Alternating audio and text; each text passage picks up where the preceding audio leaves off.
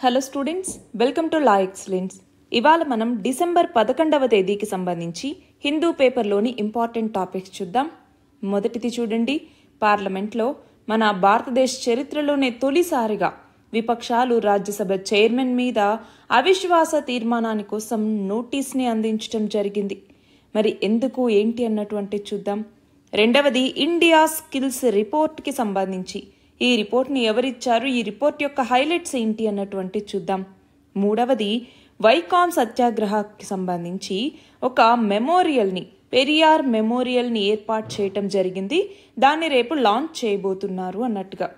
Next, PM Poshan Abhiyan స్కీమ్కి సంబంధించి ఈ scheme highlights ఏంటి అన్నటువంటి చూద్దాం. నెక్స్ట్ చూడండి, స్పేస్ ఫేరింగ్కి సంబంధించి అంటే ఏంటి, మన యొక్క స్పేస్ ఎకానమీని మనం ఇంప్రూవ్ చేసుకోవటానికి సంబంధించి ఇండియా ఎలాంటి స్టెప్స్ తీసుకోవాలి ఏంటి అన్నట్టుగా. చివరిగా, సోలార్ ఎనర్జీకి సంబంధించి మన ఇండియా యొక్క షేర్ని ఎలా ఇంక్రీజ్ చేసుకోవాలి ఏంటి అన్నట్టుగా. వీటన్నిటి గురించి ఇవాళ మనం తెలుసుకుందాం. ఇవాళ మన ఫస్ట్ ఆర్టికల్ చూడండి.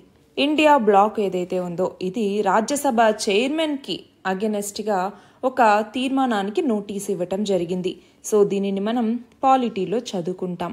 అయితే ఏమైంది, రాజ్యసభ చైర్మన్ పక్షపాతంగా వ్యవహరిస్తున్నారు అన్నట్టుగా ఆరోపిస్తూ ఈ వివిధ పార్టీలకు సంబంధించినటువంటి 60 మంది ఎంపీలు అవిశ్వాస తీర్మాన నోటీస్ మీద సంతకం చేయటం జరిగింది. 60 మంది ఎంపీస్ అనమాట.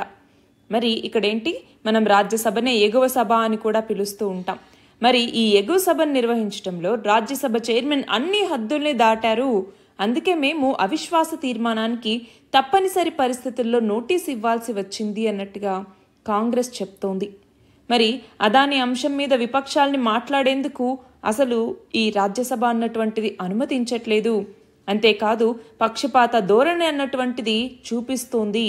సంఖ్యాబలం లేనందున అవిశ్వాస తీర్మానం సభ ఆమోదం పొందదనేసి మాకు తెలుసు, కానీ పార్లమెంటరీ ప్రజాస్వామ్య పరిరక్షణకి ఇది ఎంతో బలమైనటువంటి సందేశాన్ని అందజేస్తుంది అన్నటువంటి నేపథ్యంలోనే మేము ఈ అవిశ్వాస తీర్మానాన్ని ప్రవేశపెడుతున్నాము అన్నట్టుగా ఇక్కడ చెప్తూ ఉన్నారన్నమాట.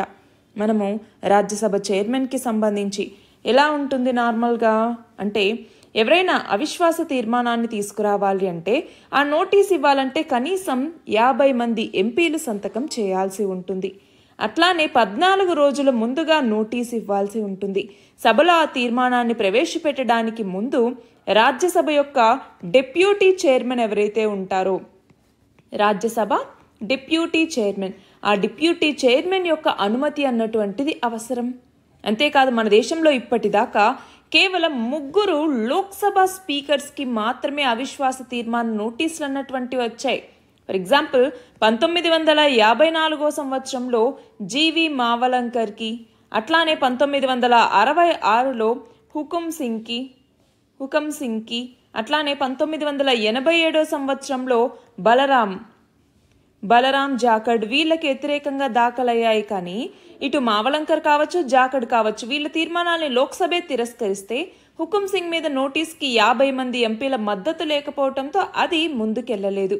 బట్ ఇక్కడ 60 మంది ఎంపీల మద్దతుతో నోటీస్ అన్నటువంటిది ఇచ్చారు. ఈ అవిశ్వాస తీర్మానం అవుతుందా లేదా అన్నటువంటిది పక్కన పెడితే, ఇలా రాజ్యసభ చైర్మన్కి అగెనెస్ట్గా అవిశ్వాస తీర్మానాన్ని తీసుకురావటం జరిగింది. ఇది పార్లమెంటరీ డెమోక్రసీకి సంబంధించి ఒక ఇంపార్టెంట్ పరిణామంగా కూడా మనం చెప్పచ్చు. మన నెక్స్ట్ ఆర్టికల్ చూడండి, ఇండియా స్కిల్స్ రిపోర్ట్కి సంబంధించి దీనిని ర్యాంక్స్ అండ్ రిపోర్ట్స్, ఇండిసెస్ వీటికి సంబంధించి కరెంట్ అఫైర్స్ కింద ఇంపార్టెంట్గా మనం చదువుకుంటూ ఉంటాము. అది కాకుండా సోషల్ జస్టిస్ కింద, అలాగే ఎకానమీ కింద కూడా మనం చదువుకుంటాం ఎంప్లాయ్మెంట్కి సంబంధించి. అయితే రీసెంట్గా ఇండియా స్కిల్స్ రిపోర్ట్ అన్నటువంటిది వచ్చిందనమాట. India skills report 2025. దీన్ని ఎవరు పబ్లిష్ చేస్తారు అంటే VBox అన్నటువంటిది AICTE, CII, confederation of Indian industry, అలానే వివిధ ఇండియన్ యూనివర్సిటీస్ యొక్క అసోసియేషన్తో దీన్ని లాంచ్ చేయటం జరుగుతుంది. మరి ఈ రిపోర్ట్ ఏం చెప్తోంది, మన ఇండియాలో ఎంప్లాయబిలిటీ రేట్ గురించి. ఎంప్లాయబిలిటీ రేట్కి సంబంధించి చూసుకుంటే మొదటి స్థానంలో మహారాష్ట్ర అన్నటువంటిది ఉంది. మహారాష్ట్ర మొదటి స్థానంలో నిలిచింది. దాని తర్వాత 2వ స్థానంలో ఢిల్లీ, 3వ స్థానంలో కర్ణాటక, 4వ స్థానంలో ఆంధ్రప్రదేశ్, 5వ స్థానంలో కేరళ ఉన్నాయి. అంతేకాదు కేరళ అన్నటువంటిది ఇప్పుడు మనం చూస్తే తమిళనాడు, మహారాష్ట్ర, అలానే యూపీ వీటన్నింటికి సంబంధించి వాటితో పాటు టాప్ 10లో ఉందన్నమాట. అయితే ఇక్కడ ఒకటి ఏంటి అంటే ఈ గ్లోబల్ ఎంప్లాయబిలిటీ టెస్ట్ అన్నటువంటిది దాదాపు 6.5 లక్షల మంది యూత్లో కండక్ట్ చేస్తే అందులో ఓవరాల్ ఎంప్లాయబిలిటీ అన్నటువంటిది దాదాపు మనం చూస్తే ఇప్పుడు ఉన్నటువంటి ఈ అసెస్డ్ యూత్లో 54.81% పెరుగుతోంది. అంటే రిక్వైర్డ్ స్కిల్స్ కన్నా ఆ ఎంప్లాయబిలిటీ దొరికేటటువంటి యూత్ 54.81% మంది ఉన్నారు అన్నట్టుగా ఈ రిపోర్ట్ చెప్తోంది. అంతేకాదు ఆర్టిఫిషియల్ ఇంటెలిజెన్స్ స్కిల్ పెనెట్రేషన్ అన్నటువంటిది ఇండియాలో చాలా తక్కువగా ఉంది. మన ఇండియాలో 2026వ సంవత్సరానికల్లా 1 మిలియన్ మంది అంటే 10 లక్షల మంది ఏఐ ప్రొఫెషనల్స్ అన్నటువంటిది మన ఇండియాకి అవసరం ఉంది అన్నట్టుగా కూడా ఈ రిపోర్ట్ చెప్తోంది. అయితే కేవలం మన ఇండియాలో 2% మంది వర్క్ ఫోర్స్ మాత్రమే ఫార్మల్ వొకేషనల్ ట్రైనింగ్ ని తీసుకున్నటువంటి వాళ్ళు ఉన్నారు. సో స్కిల్ గ్యాప్ అన్నటువంటిది చాలా ఉంది. దాన్ని కవర్ చేయటం కోసం, ఆ స్కిల్ గ్యాప్ ని కవర్ చేయటం కోసం చాలా ఇనిషియేటివ్స్ తీసుకుంటున్నాం. ఫర్ ఎగ్జాంపుల్ ప్రధానమంత్రి కౌశల్ వికాస్ యోజన అన్నటువంటిది కావచ్చు, స్కిల్ ఇండియా మిషన్ అన్నటువంటిది కావచ్చు, సంకల్ప్ అన్నటువంటి ప్రోగ్రామ్ కావచ్చు. వీటన్నింటి ద్వారా ఏంటి స్కిల్ ఇష్యూస్ ని అడ్రస్ చేయటం, ఆర్టిఫిషియల్ ఇంటెలిజెన్స్ మీద ఫోకస్ చేయటం, ఆటోమేషన్ కావచ్చు, అలాగే ఎమర్జింగ్ టెక్నాలజీస్ మీద మనం స్కిల్స్ నేర్చుకోవటం కావచ్చు, ఇవన్నీ జరుగుతూ ఉన్నాయన్నమాట. కానీ ఇప్పటికీ కూడా ఇంకా ఆ స్కిల్ గ్యాప్ అన్నటువంటిది ఎక్కువగానే ఉంటుంది. అంతేకాదు ఆర్టిఫిషియల్ ఇంటెలిజెన్స్ అన్నటువంటిది వర్క్ ఫోర్స్ మీద ఇంపాక్ట్ చూపిస్తోంది, స్కిల్ డిస్ట్రిబ్యూషన్ మీద కూడా ఇంపాక్ట్ అన్నటువంటిది చూపిస్తూ వస్తోంది. సో గుర్తుంచుకోవాలి, ఇందులో మొదటి స్థానం మహారాష్ట్ర, ఏపీ 4వ స్థానంలో ఉంది, కేరళ 5వ స్థానంలో ఉంది. మన నెక్స్ట్ ఆర్టికల్ చూడండి, పెరియార్ మెమోరియల్కి సంబంధించి. దీనిని మనం హిస్టరీలో చదువుకుంటాం. ఎందుకు అంటే ఇది వైకామ్ సత్యాగ్రహకి రిలేటెడ్ కాబట్టి. వైకామ్ సత్యాగ్రహ అన్నటువంటిది చదివారా అండి? సో మనకి ఈ వైకామ్ సత్యాగ్రహలో పాల్గొని జైలు పాలైనటువంటి వ్యక్తి పెరియార్ ఈవి రామసామి. పెరియార్ ఈవి రామసామి. మరి ఈయనకి గుర్తుగా ఈ మెమోరియల్ని నిర్మించడం జరిగింది. సోషల్ రిఫార్మర్ ఈయన. మరి వైకామ్ ప్రొటెస్ట్కి సంబంధించి చూస్తే వైకామ్ అన్నటువంటిది ట్రావెన్కోర్లో ఉండేటటువంటి ఒక టెంపుల్ టౌన్ అన్నమాట. అప్పుడు ట్రావెన్కోర్ ప్రిన్స్లీ స్టేట్లో ఇది ఉండేది. అయితే అక్కడ 1924వ సంవత్సరంలో మార్చి 30వ తేదీన ఒక నాన్ వైలెంట్ ప్రొటెస్ట్ అన్నటువంటిది మొదలైంది. టెంపుల్ ఎంట్రీ మూమెంట్కి ఇది ఒక ఇన్సెప్షన్ లాగా చెప్పచ్చు అనమాట. సో ఆ టైంలో ఏంటి అంటే సత్యాగ్రహాన్ని చేపట్టడం ద్వారా సోషల్ రిఫార్మ్స్ తీసుకురావాలి అన్నటువంటిది లక్ష్యం. మరి ఆ వైకామ్ సత్యాగ్రహ యొక్క లెగసీ అన్నటువంటిది మనం చూస్తే ఇది ఒక రిమార్కబుల్ మూమెంట్గా నిలిచిపోయింది. దాదాపు 600 రోజులు ఇది నడిచిందనమాట. మనం చూస్తే డివాస్టేటింగ్ ఫ్లడ్స్ అన్నటువంటివి 1924లో రావటం జరిగింది. తర్వాత పోలీస్ ఇంటర్వెన్షన్స్ జరిగాయి, సోషల్ ప్రెషర్స్ అన్నటువంటివి వచ్చాయి. అవన్నీ ఉన్నా కూడా 600 రోజుల పాటు ఈ సత్యాగ్రహ అన్నటువంటి జరిగింది. అంతేకాదు కాస్ట్ బౌండరీస్కి అగెనెస్ట్గా మనం మొబిలైజేషన్ జరిగినటువంటి ఒక సత్యాగ్రహగా దీన్ని మనం చెప్పచ్చు. అయితే ఇది ఎందుకు ఇంత సక్సెస్ అయింది, అసలు రీజన్ ఏంటి అన్నటువంటిది మనం చూస్తే వైకామ్ సత్యాగ్రహ అన్నటువంటిది ఒకటి అన్టచబిలిటీ, అట్లానే అన్సీయబిలిటీ, అట్లానే అన్అప్రోచబిలిటీ వీటన్నింటినీ కూడా పొలిటికల్ ఇష్యూస్గా మన ఇండియాలో ముందుకు తీసుకురావటం జరిగింది. దాంట్లో ఎంతో ఇంపార్టెంట్ పాత్ర పోషించినటువంటి వ్యక్తి ఇండియన్ సోషల్ యాక్టివిస్ట్ మరియు పొలిటీషియన్ అయినటువంటి పెరియార్ ఈవి రామసామి. పెరియార్ అంటే రెస్పెక్టెడ్ ఎల్డర్ అనేసి మీనింగ్ వస్తుందన్నమాట. ఈయనే సెల్ఫ్ రెస్పెక్ట్ మూమెంట్ని అట్లానే ద్రవిడ కజగం అన్నటువంటి దీన్ని కూడా స్టార్ట్ చేసినటువంటి వ్యక్తి. మరి మనం చూస్తే 2021 నుంచి కూడా తమిళనాడు అన్నటువంటిది ఈయన యొక్క బర్త్ యానివర్సరీని సోషల్ జస్టిస్ డేగా కూడా జరుపుతోంది. సోషల్ జస్టిస్ డేగా జరుపుతూ వస్తోంది. పెరియార్ ఈయన 1919లో కాంగ్రెస్ వర్కర్గా తన యొక్క పొలిటికల్ కెరీర్ని స్టార్ట్ చేసినటువంటి వ్యక్తి. అంతేకాదు ఈయనని హీరో ఆఫ్ వైకామ్ అని కూడా పిలుస్తూ ఉంటారు, హీరో ఆఫ్ వైకామ్ అనేసి. మరి ఇప్పుడు ఈయనకి గుర్తుగా పినరాయి విజయన్ అలాగే స్టాలిన్ వీళ్ళిద్దరూ కూడా వచ్చి పెరియార్ మెమోరియల్ని లాంచ్ చేయబోతూ ఉన్నారు. సో అందుకే ఇది చాలా చాలా ఇంపార్టెంట్. మన నెక్స్ట్ ఆర్టికల్ చూడండి, పిఎం పోషణ్ అభియాన్కి సంబంధించి. దీనిని మనం జిఎస్ పేపర్ 2లో గవర్నమెంట్ పాలసీస్ అండ్ ఇంటర్వెన్షన్స్ అన్నటువంటి టాపిక్ కింద చదువుకుంటాము. అయితే మనం గమనించాలి, పిఎం పోషణ్ అన్నటువంటి స్కీమ్ ఏదైతే ఉందో మిడ్ డే మీల్ స్కీమ్కి సంబంధించి మనం పిఎం పోషణ్గా దీన్ని మార్చడం జరిగింది. మరి ఈ పిఎం పోషణ్ అమలుకి సంబంధించి ఫుడ్ ఇన్ఫ్లేషన్ వల్ల దాదాపు 425.62 కోట్ల రూపాయల అడిషనల్ కాస్ట్ని ఇప్పుడు కేంద్ర ప్రభుత్వం మోయాల్సి వస్తోంది. మరి ఇక్కడ మనం చూస్తే స్టేట్స్లో కూడా బిల్లుల చెల్లింపుల్లో జాప్యం అన్నటువంటిది ఉండటం, అట్లానే ఇప్పుడు మధ్యాహ్న భోజనానికి సంబంధించి ఇలా కాస్ట్ పెరగటంతో అప్పులతోనే మధ్యాహ్న భోజన వంట అన్నటువంటిది చేస్తూ ఉన్నారు. ఫర్ ఎగ్జాంపుల్ తెలంగాణలో కూడా ఇదే పరిస్థితి అనమాట. మరి ఈ కంటెక్స్లో అసలు పిఎం పోషణ్ అంటే ఏంటి? మనకి ఇంతకుముందు national programme for mid day meal అన్నటువంటిది ఉండేది, లేదా సింపుల్గా మిడ్ డే మీల్ ప్రోగ్రామ్ అని కూడా పిలుస్తూ ఉండేవాళ్ళం. సో స్కూల్స్లో మధ్యాహ్న భోజన వసతికి సంబంధించినటువంటిది.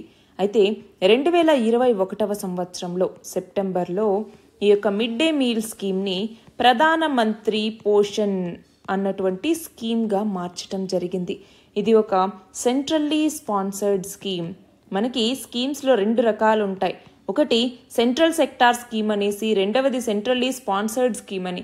సెంట్రల్ సెక్టార్ స్కీమ్ అంటే ఏంటి? సెంట్రల్ గవర్నమెంటే 100% ఫండింగ్ ఇస్తుంది. అదే సెంట్రల్లీ స్పాన్సర్డ్ స్కీమ్ అంటే ఏంటి?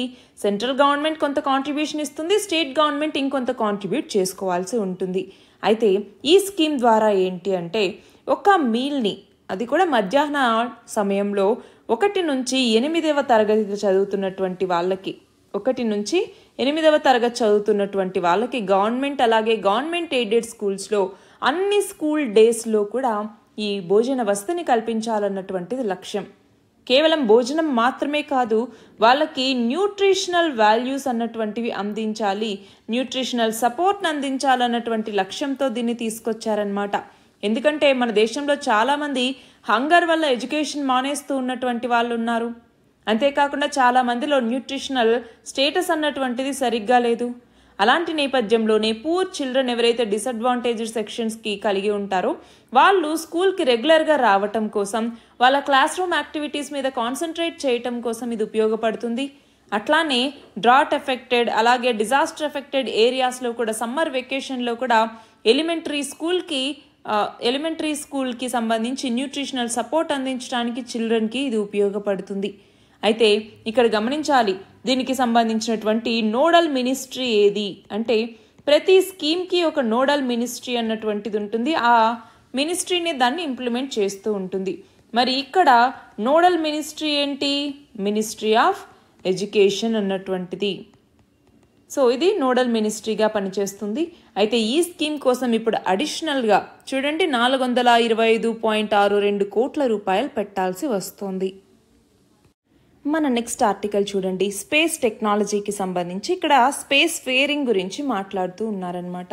సో దీనిని మనం సైన్స్ అండ్ టెక్నాలజీలో స్పేస్ టెక్నాలజీ అన్నటువంటి టాపిక్ కింద చదువుకుంటాము. అయితే ఇక్కడ ఏమంటూ ఉన్నారు, మనం స్పేస్ ప్రోగ్రామ్స్కి సంబంధించి చాలా అంబిషియస్ లక్ష్యాలను పెట్టుకుంటున్నాం. ఫర్ ఎగ్జాంపుల్ 2035 నాటికల్లా మనము ఇండియన్ లేదా భారత్ అంతరిక్ష స్టేషన్ని నెలకొల్పాలి అన్నటువంటిది. దానికి సంబంధించి 2028 నుంచే మనము స్పేస్ క్రాఫ్ట్స్ని లాంచ్ చేయబోతూ ఉన్నాం. ఇంకొకటి 2040వ సంవత్సరానికల్లా మన ఇండియన్ ఆస్ట్రోనాట్ మూన్ మీద అడుగు పెట్టాలి అన్నటువంటిది ఇంకొక లక్ష్యం. అయితే ఇది కాకుండా మళ్ళీ గగన్యాన్ అన్నటువంటిది కావచ్చు, మానవ సహిత అంతరిక్ష యాత్ర కోసం. అట్లానే చంద్రయాన్ 4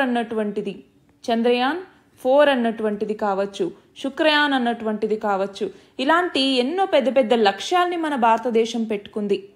మరి వీటన్నింటి నేపథ్యంలోనే ఇప్పుడు మన స్పేస్ ఎక్స్ప్లోరేషన్కి అట్లానే వేరే దేశాలు కూడా మన భారతదేశం నుంచి ఎన్నో రకాల స్పేస్ క్రాఫ్ట్స్ని ప్రయోగిస్తూ ఉంటాయి మన యొక్క శాటిలైట్ లాంచ్ వెహికల్స్ ద్వారా. మరి ఈ నేపథ్యంలో ఫర్ ఎగ్జాంపుల్ 2017 సంవత్సరం ఫిబ్రవరిలో ఏమైంది, ఒకేసారి 104 శాటిలైట్స్ని మన భారతదేశం ప్రయోగించి ఒక రికార్డ్ని సృష్టించింది. సో అలా వివిధ దేశాలకు సంబంధించినటువంటి శాటిలైట్స్ని మన లాంచ్ వెహికల్స్ ప్రయోగించడం జరుగుతుంది. మరి ఇలా ఏమవుతోంది అంటే మన యొక్క స్పేస్ ఎకానమీని మనం కొంచెం కొంచెం పెంచుకోవాలనేసి ట్రై చేస్తున్నాం. కానీ ఇప్పటికీ గ్లోబల్ స్పేస్ ఎకానమీలో మన భారతదేశ వాటా కేవలం 2% మాత్రమే. మరి దీనిని మరింత పెంచుకోవాల్సిన అవసరం ఉంది కదా. అట్లానే వివిధ రకాల ప్రయోగాలను చేస్తూ మరింత స్పేస్ ఎక్స్ప్లోరేషన్ చేయగలిగితే అది మన భారతదేశానికి ఎంతో మంచిని చేకూరుస్తుంది. ఆ నేపథ్యంలోనే ఒక కొత్త లాంచ్ వెహికల్ని తయారు చేయటం జరిగింది ఇస్రో. అదే NGLV అన్నటువంటిది, నెక్స్ట్ జనరేషన్ లాంచ్ వెహికల్ అనేసి పిలుస్తూ ఉంటాం. అయితే ప్రస్తుతం ఏదైతే LVM-3 అన్నటువంటిది ఉందో, లేదంటే GSLV Mark 3 అని కూడా పిలుస్తూ ఉంటాం, ఈ LVM-3 కన్నా 3 టైమ్స్ పేలోడ్ కెపాసిటీని కలిగి ఉంటుంది. అట్లానే కాస్ట్ పరంగా చూసుకుంటే 1.5 టైమ్స్ ఎక్కువ అనమాట. అంటే లో కాస్ట్ యాక్సెస్తో స్పేస్లో మరింత ఎక్కువ పేలోడ్ని తీసుకెళ్లటానికి ఇది ఉపయోగపడుతుంది. మరి దీని పేలోడ్ కెపాసిటీ తెలుసా? మ్యాక్సిమం పేలోడ్ కెపాసిటీ లో అర్త్ ఆర్బిట్లో అయితే 30 టన్స్ ఉంటుంది. అంతేకాదు ఫస్ట్ స్టేజ్ని మనం మళ్ళీ రీయూజ్ చేసుకోవచ్చు కూడా. సో 3 డెవలప్మెంట్ ఫ్లైట్స్లో ఈ NGLVని డెమాన్స్ట్రేట్ చేయటం జరుగుతుంది. మొత్తం 96 మంత్స్ దీనికి టార్గెట్గా పెట్టుకున్నారు, అంటే 8 years అనమాట. దీనికి 8,000 కోట్ల ఫండ్ అన్నటువంటిది ఆల్రెడీ అప్రూవల్ అన్నటువంటిది వచ్చేసింది. సో దీని ఇంపార్టెన్స్ ఏంటి అంటే, ఒకటి వచ్చేసరికి మనకి నేషనల్ మిషన్స్కి ఇది ఉపయోగపడుతుంది. అలానే కమర్షియల్ లాంచెస్కి అంటే వివిధ దేశాలు కమర్షియల్ లాంచెస్ చేయడానికి ఇది ఉపయోగపడుతుంది. మన human space flight mission for example భారతీయ అంతరిక్ష స్టేషన్కి కావచ్చు, గగన్యాన్కి కావచ్చు, వీటన్నింటికి ఇది ఉపయోగపడుతుంది. హ్యూమన్ స్పేస్ ఎక్స్ప్లోరేషన్స్కి ఉపయోగపడుతుంది. అట్లానే లూనార్ ఎక్స్ప్లోరేషన్కి, అంతేకాకుండా ఇంటర్ ప్లానెటరీ ఎక్స్ప్లోరేషన్ చేయాలి అంటే వేరే ప్లానెట్స్ మీద ఎక్స్ప్లోరేషన్ చేయాలి అన్న దానికి కూడా ఇది ఉపయోగపడుతుంది. సో మన ఇండియన్ స్పేస్ ఎకోసిస్టమ్ యొక్క కెపాసిటీని ఎన్హాన్స్ చేయటానికి మనకి ఈ NGLV అన్నటువంటిది ఎంతగానో ఉపయోగపడుతుంది. అయితే ఇక్కడ ఏంటి, ఈ NGLV డెవలప్మెంట్ ఫేజ్ అన్నటువంటిది ఇప్పుడు నెక్స్ట్ 8 సంవత్సరాలు జరగబోతోంది. దానివల్ల మనకి హెవీ లిఫ్ట్ క్యాపబిలిటీ అన్నటువంటిది వస్తుంది. సో మనం నెక్స్ట్ చేయబోయేటటువంటి పెద్ద పెద్ద ప్రయోగాలకి ఇది ఒక నాందిగా చెప్పచ్చు. అయితే ఇక్కడ ఇంకొకటి ఏంటి అంటే, ఇలా ఫర్ ఎగ్జాంపుల్ పెద్ద పెద్ద ఉపగ్రహాలను ప్రయోగించాలన్నప్పుడు NGLV, నార్మల్గా ఇప్పుడైతే GSLV అనేసి PSLV అనేసి యూజ్ చేస్తున్నాం. అవి కాకుండా ఇంకా చిన్న చిన్న ఉపగ్రహాలని ప్రవేశపెట్టాలనుకోండి, వాటి కోసం SSLV small satellite launch vehicle అనేసి ఆల్రెడీ డెవలప్ చేయటం జరిగింది. సో దీనికి ప్రత్యేకతలు ఉన్నాయి. అలానే PSLVని వర్క్ హార్స్ ఆఫ్ ఇస్రో అంటాము, దానికి వివిధ ప్రత్యేకతలు అన్నటువంటి ఉన్నాయి. అలాగే GSLVకి సంబంధించి GSLV Mark 3 కావచ్చు, ఇందులో ఉన్నటువంటి క్రయోజనిక్ ఇంజిన్ కావచ్చు, ఇవి ఏదైతే రీసెంట్గా చంద్రయాన్ 3 అన్నటువంటిది జరిగిందో, వీటన్నింటి కంటెక్స్ట్లో ఈ శాటిలైట్ లాంచ్ వెహికల్స్ అన్నటువంటివి మనకి చాలా చాలా ఇంపార్టెంట్ టాపిక్. ఎగ్జామ్కి సంబంధించి కంపల్సరీ క్వశ్చన్ వస్తుంది. మన లాస్ట్ ఆర్టికల్ చూడండి, సోలార్ ఎనర్జీలో గ్లోబల్ షేర్కి సంబంధించి మన ఇండియన్ వాటా ఎంత ఉంది అన్నట్టుగా. అయితే ఒకటి గమనించాలి, 2023 సంవత్సరంలో వరల్డ్లోనే థర్డ్ లార్జెస్ట్ సోలార్ పవర్ ప్రొడ్యూసర్గా మన భారతదేశం అన్నటువంటిది నిలిచింది. సో రెన్యూవబుల్ ఎనర్జీకి సంబంధించి ఈ క్వశ్చన్ అన్నటువంటిది చాలా ఇంపార్టెంట్. ఇండియా అన్నటువంటిది సోలార్ పవర్ ప్రొడక్షన్లో ప్రపంచంలో ఎన్నవ స్థానంలో ఉంది అంటే 3వ స్థానంలో ఉంది. మరి దీనిని సైన్స్ అండ్ టెక్నాలజీ కింద మనం చదువుకుంటాము. అయితే సైన్స్ అండ్ టెక్నాలజీ కింద రెన్యూవబుల్ ఎనర్జీ అన్నటువంటి టాపిక్ కింద మనం చదువుకుంటాం అన్నమాట. అయితే ఇక్కడ గమనించాల్సింది ఏంటి అంటే, మన ఇండియా జపాన్ని వెనక్కి నెట్టి సోలార్ ప్రొడక్షన్లో 3వ స్థానంలోకి వచ్చింది. సో ఏ దేశాన్ని వెనక్కి నెట్టింది? జపాన్ని. అయితే ఇందులో ఏ దేశం మొదటి స్థానంలో ఉంది అంటే చైనా మొదటి స్థానంలో ఉందన్నమాట. ఇది సోలార్ పవర్ ప్రొడక్షన్కి సంబంధించి. అయితే ఇంకొకటి గుర్తుపెట్టుకోవాలి, అది ఏంటి అంటే ఇన్స్టాల్డ్ పవర్ కెపాసిటీకి సంబంధించి. ఇన్స్టాల్డ్ పవర్ కెపాసిటీ, ఈ ఇన్స్టాల్డ్ పవర్ కెపాసిటీలో మళ్ళీ మన స్థానం వేరే అనమాట. అది ఏంటి అంటే 5th ర్యాంక్ అనమాట మన ఇండియాకి. ఎందుకు అంటే మన సోలార్ పవర్ కెపాసిటీ అన్నటువంటిది 73 గిగావాట్లుగా ఉంది. సో అలా 5th పొజిషన్లో ఉన్నాం సోలార్కి సంబంధించి. సోలార్ ఇన్స్టాల్డ్ పవర్ కెపాసిటీలో 5th ప్లేస్లో ఉన్నాము. అదే సోలార్ పవర్ యొక్క ప్రొడక్షన్లోకి వచ్చేసరికి 3rd ప్లేస్లో ఉన్నాము. ఇవి గుర్తుంచుకోవాలి. ఎందుకంటే సోలార్ పవర్ అన్నటువంటిది ఇండియాలో టోటల్ ఇన్స్టాల్డ్ ఎలక్ట్రిసిటీలో 18% ఉంది. కానీ దాని ద్వారా వచ్చేటటువంటి పవర్ ప్రొడక్షన్ కేవలం 6.66% ఉంది. అంటే ఏంటి, ఇక్కడ మనకి ఉండేటటువంటి ఇన్స్టాల్డ్ పవర్ కెపాసిటీకి దాంట్లో నుంచి జనరేట్ అయ్యేటటువంటి యాక్చువల్ అవుట్పుట్కి మధ్య చాలా గ్యాప్ అన్నటువంటిది ఉంది. ఇది మనం గమనించాల్సినటువంటి విషయం. అంతేకాదు ఇప్పుడు రెన్యూబుల్ ఎనర్జీకి సంబంధించి అంటే విండ్ పవర్ కావచ్చు, సోలార్ కావచ్చు, ఇవన్నీ కూడా గ్లోబల్ ఎలక్ట్రిసిటీ ప్రొడక్షన్లో 30% వాటాని కలిగి ఉన్నాయి. అందులో మెయిన్ కాంట్రిబ్యూటర్ ఎవరు? చైనానే. అది గుర్తుంచుకోవాలి. ఎందుకంటే యుఎస్, జపాన్, జర్మనీ, ఇండియా ఇవి నెక్స్ట్ 4 ప్లేసెస్లో ఉంటే ఈ 4 ఉత్పత్తి చేసేదానికన్నా ఎక్కువ పవర్ ప్రొడక్షన్ అన్నటువంటిది, సోలార్ పవర్ ప్రొడక్షన్ అన్నటువంటిది చైనా చేస్తోంది. కాబట్టి సో చైనా అన్నటువంటిది మేజర్ కాంట్రిబ్యూషన్ని ఇక్కడ అందిస్తూ వస్తుంది. మరి ఇప్పుడు మనం గమనించాలి, 2030వ సంవత్సరానికల్లా దాదాపు 570 గిగావాట్ల సోలార్ పవర్ని ప్రొడ్యూస్ చేయాలి అన్నటువంటిది మన భారతదేశం పెట్టుకున్నటువంటి లక్ష్యం. మనకి ఇంకోటి తెలుసు, అదేంటి, 500 గిగావాట్ల నాన్ ఫ్యూయల్ కెపాసిటీని 2030 కల్లా మనం చేరుకోవాలి అన్నటువంటిది. అయితే ఇక్కడ క్లీన్ ఎనర్జీ అన్నటువంటిది మాత్రమే కాదు, జియో పొలిటికల్ ఇంప్లికేషన్స్ అన్నటువంటివి కూడా మనకి ఉంటాయి. అయితే ఒకటి గమనించాలి, ఏంటి, ఈ 500 గిగావాట్లు ఎప్పుడు పెట్టుకున్నాం? COP26 ఏదైతే జరిగిందో, COP26 అక్కడ పంచామృత్ ఇనిషియేటివ్లో భాగంగా దీన్ని పెట్టుకోవటం జరిగింది. అంతేకాదు ఈ ఎలక్ట్రిసిటీ యాక్ట్ కింద రెన్యూబుల్ ఎనర్జీ జనరేషన్లో మనం 100% FDIని 100% ఫారిన్ డైరెక్ట్ ఇన్వెస్ట్మెంట్ని మనము అట్రాక్ట్ చేస్తూ ఉన్నాము. అంతేకాదు సోలార్ ఎనర్జీ డామినెన్స్కి సంబంధించి చూస్తే మన యొక్క ఆయిల్ నీడ్స్లో మనము 80% సోలార్ పవర్కి షిఫ్ట్ అవ్వాలన్నటువంటిది లక్ష్యం. అంతేకాదు ఎకనామిక్ క్యాటలిస్ట్గా కూడా ఇది ఉపయోగపడుతుంది. ఫర్ ఎగ్జాంపుల్ సోలార్ మ్యానుఫ్యాక్చరింగ్కి సంబంధించి దాదాపు 24,000 కోట్ల రూపాయలు PLI స్కీమ్ కింద పెట్టడం జరిగింది. సోలార్ PV మాడ్యూల్స్ ఇలాంటి వాటి ద్వారా ఏంటి అంటే మన సోలార్ కెపాసిటీని మనం పెంచుకోవాలన్నటువంటిది లక్ష్యం. అంతేకాదు ఇండియా కార్బన్ క్రెడిట్ ట్రేడింగ్ సిస్టమ్ని తీసుకొచ్చి సోలార్ అడాప్షన్కి సంబంధించి ఇన్సెంటివ్స్ ఇస్తూ ఉంది. ఇది మాత్రమే కాకుండా వివిధ స్కీమ్స్ని ఇంప్లిమెంట్ చేస్తోంది. అయితే ఇప్పుడు మనం గమనించాలి, వరల్డ్ సోలార్ రిపోర్ట్ అన్నటువంటిది రీసెంట్గా ఇంటర్నేషనల్ సోలార్ అలయన్స్ అన్నటువంటిది ఇచ్చింది.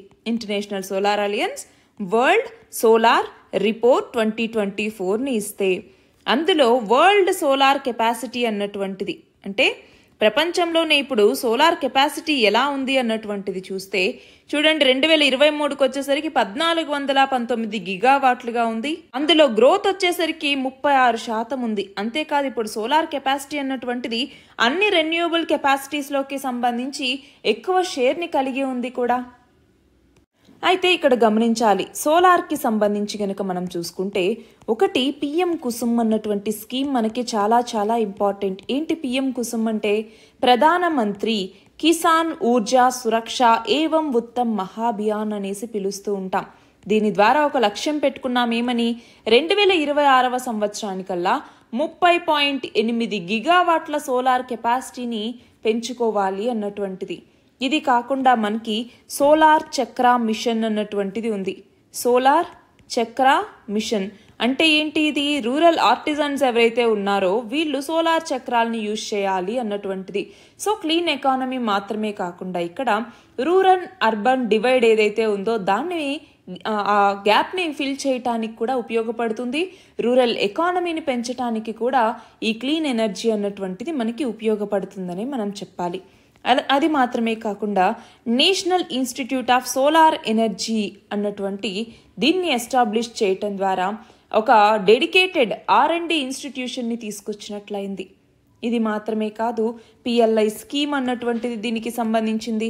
ప్రొడక్షన్ లింక్డ్ ఇన్సెంటివ్ స్కీమ్ అనేసి పిలుస్తూ ఉంటాము. సో ఇది ఒకటి. ఇంకా ఏమేం తీసుకుంది, మనం ఇంటర్నేషనల్ సోలార్ అలయన్స్ అన్నటువంటి దాన్ని లాంచ్ చేయటం జరిగింది. సో దానికి సంబంధించి మనం చదువుకోవాలి. అట్లానే రూఫ్ టాప్ సోలార్ స్కీమ్ అనేసి, రూఫ్ టాప్ సోలార్ స్కీమ్ అని చెప్పేసి తీసుకురావటం జరిగింది. అట్లానే ఇంకొకటి ప్రధానమంత్రి సూర్యోదయ్ యోజన, ప్రధానమంత్రి సూర్యోదయ్ యోజన. ఈ స్కీమ్ కింద ఏంటి, 1 కోటి హౌస్ హోల్డ్స్ వరకు కూడా పైన రూఫ్ టాప్స్ని తీసుకురావాలి. దాని ద్వారా ప్రతి ఇంటికి కూడా 300 యూనిట్ల ఉచిత విద్యుత్ని అందించాలి అన్నటువంటిది లక్ష్యం. సో ప్రధానమంత్రి సూర్యఘర్ ముఫ్త్ బిజ్లీ యోజన అని కూడా పిలుస్తూ ఉంటాం. ఇంకొకటి చాలా చాలా ఇంపార్టెంట్ ఏంటి అంటే, మనకి ఎగ్జామ్కి అడిగే పొటెన్షియల్ కలిగి ఉండేది, అది ఏంటి, సూర్యగ్రామ్ అన్నటువంటిది. సూర్యగ్రామ్ ఎక్కడ ఉంది ఈ సూర్యగ్రామ్ అన్నటువంటిది? ఏంటి సూర్యగ్రామ్ అంటే? ఇక్కడ ఏంటంటే round the clock renewable power supply అన్నటువంటిది జరుగుతుంది. సోలార్ పవర్ని మొత్తం కలిగి ఉందన్నమాట ఈ గ్రామం మొత్తం. అందుకే సూర్యగ్రామ్ అని పిలుస్తూ ఉంటాం. ఇది ఎక్కడ ఉంది? మొదెరా అన్నటువంటిది ఎక్కడ ఉందండి? గుజరాత్లో ఉంది.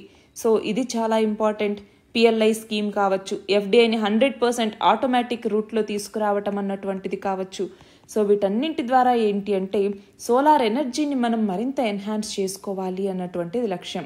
సో దీనికంటూ చాలా ఛాలెంజెస్ ఉన్నాయి. ఏంటి, మ్యానుఫ్యాక్చరింగ్ కెపాసిటీ ఇండియాలో తక్కువగా ఉంది, ఇంపోర్ట్ డిపెండెన్సీ ఎక్కువగా ఉంది, అట్లానే గ్రిడ్ ఇన్ఫ్రాస్ట్రక్చర్ అన్నటువంటిది సరిగ్గా లేదు, అలాగే ఇంటర్మిటెన్సీ అన్నటువంటిది ఉంది. అంటే ఏంటి, పీక్ పీరియడ్స్లో మనకి డిమాండ్ అన్నటువంటిది సప్లైకి మ్యాచ్ అవ్వట్లేదు, అదొకటి.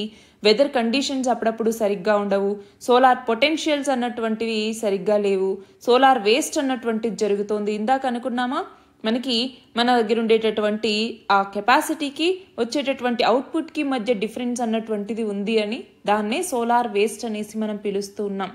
ఇది మాత్రమే కాదు, ఇప్పుడు సన్షైన్ అవర్స్ అన్నటువంటివి మనకి వేరీ అవుతూ ఉంటాయి. సో దానివల్ల కూడా ఈ సోలార్ అవుట్పుట్ అన్నటువంటిది మనకి తగ్గుతూ ఉందన్నమాట. ఇవి ఇవాల్టి important articles. All the very best and thank you very much.